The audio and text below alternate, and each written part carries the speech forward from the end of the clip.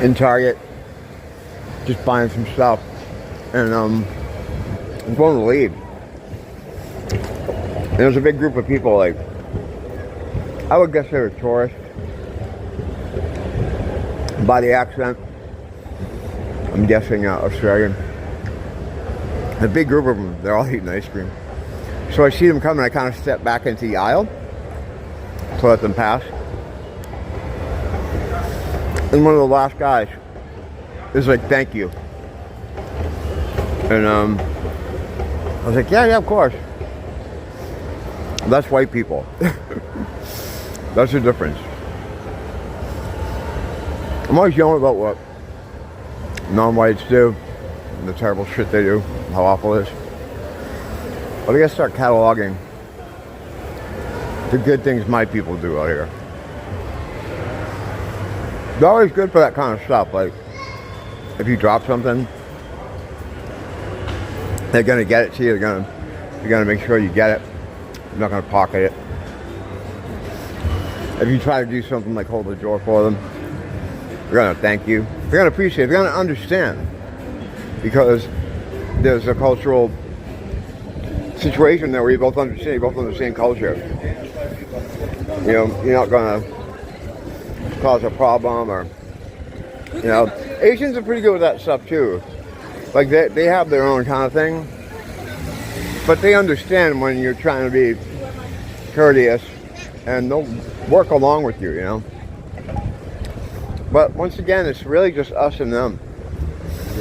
Everybody else is like, they won't understand what you're doing, or a lot of times they'll take offense to what you're doing. So you gotta be careful who you do what for. I mean, there are cultural differences between, a lot of them, between Asians and white people. Me and Nia run into things all the time. Well, not all the time, but occasionally we'll run into something where it's like I just have to concede, because like, all right, this is just, you know, something she does. One of the things is the authority thing. If they feel like someone has a higher spot in their society than they do, they kind of have to, like, do whatever they say. How you doing, man? Have a good day, man. You too, yeah. They feel like they have to defer to them. Owen Benjamin was telling the story once about a Korean airline pilot and his co-pilot flying through the mountains. And the co-pilot knew they were too low, and he knew they were gonna, you know, smash into a mountain. Basically, just breaking this all down as simply as possible as I can get with the story. And he couldn't tell the pilot, because the pilot was of higher social standing than him. So he couldn't, like, take control of the thing and override his authority. He had to come second to him. So he couldn't convince him that that they were going to hit the fucking mountain, and instead they all died, hit the mountain. Now, I believe that story 100%. Even though it sounds like bullshit, there's a lot of, like, that's bullshit, but I believe it going on when some of that stuff. But I do, kind of, because I've seen that kind of stuff go on. Like, they'll do stuff against their own best interest and their immediate people's own best interest, because someone with a perceived higher on a rung of the social ladder wants them to do it, or overrides them. It's fucking weird. And they really, they respond well to authoritarianism. I don't know why that is. I'm reminded of that infant test they did. This is like an old video that was on YouTube years ago. I should have fucking saved it. You probably still find it. But what they do is they take 3 infant babies, a black one, a white one, and an Asian one, and they do a battery of tests just to see how they respond to different things. I'm going to just drop all this crap off in my house, and then we're going to continue with it in a minute.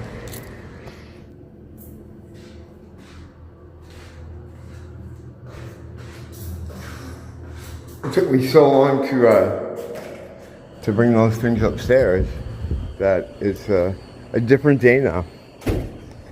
Raining too. Yeah, when I first the first time I talked about this film, I had screenshots from it because it was on YouTube, and I've looked for it since. I don't even remember what it was called, but it was like, it was from the 1950s, right? And they had these nurses and doctors, and they had 3 infants, and they would show the difference of these 3 different infants to the stimuli. They had a white infant, a black one, and an Asian one, and it was pretty remarkable, the differences. The tests I remember was one of them. I don't know in what order they did them, but one was to try to get them to kind of walk with help, like with holding them up, and they got the white one up, and it was just leaning, its feet standing on the thing, and each nurse had like a hand, and they had someone on the back to keep them from falling over. And they started like walking them, and it was just like walking all messed up, and but it was its feet were touching the ground. It couldn't, didn't have a lot of control, but it was moving along with what they were doing. Then they took the black baby, and its feet would not stop moving. It was like the Tasmanian devil. It was just like running and running and running and running. So that the feet wouldn't even touch the surface of the mat that they were on. It would just stay up in the air, like hanging on to the 2 hands on either side, and just like, it's like a little Tasmanian devil. It just wouldn't put its feet down. Then the Asian baby, who was in all these tests, almost like comatose, wouldn't put its feet down either, but it wasn't because of like the black baby. It was like running in place. It just kind of hung its feet above the ground, like it was afraid to touch the surface. It just wouldn't do it. Another one was they had this cloth that they'd put on the baby's faces just to see what they did, like a light cloth. And the white baby, they put it on its face, and it raises its hands up to its head, feels the edges of it, and yanks it off. The black baby immediately pulled it off.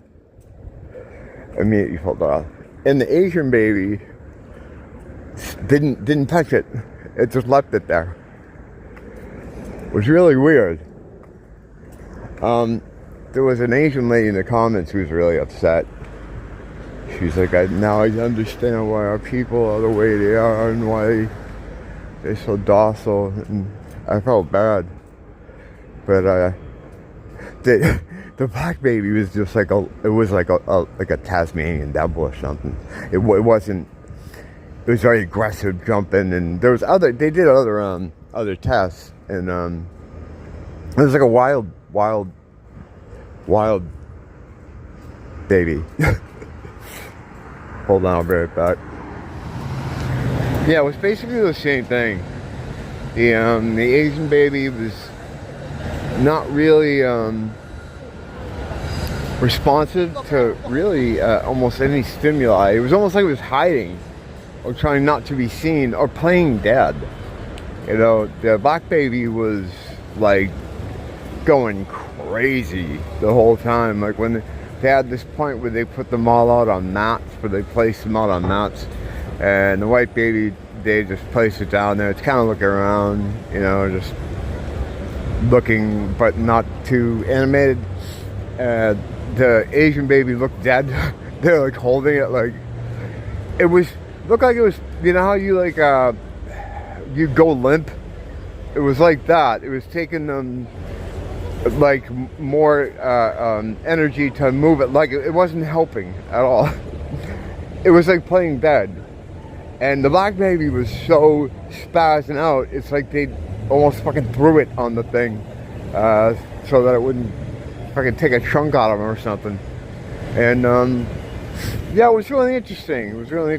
I don't know what the conclusions of the tests were, but it just kind of you know, to me, it's pretty much shows how things kind of go from there on in. You know, I mean, if you follow these people, you follow these babies, you kind of see, you know, the same thing. Interesting stuff. Where am I going? I'm not going anywhere. I'm just kind of walking around, I guess. Let's go over here. I just finished editing one of Craig's videos, and one of the videos I did with Craig, and I'm in the middle of editing another one, a short one. What I did is, I'm going to have him down more often, but for this initial batch of stuff, I did it all in the garage, in Schizo Garage, because that way we're sitting in one place. It's just easier to tell stories and recall stuff.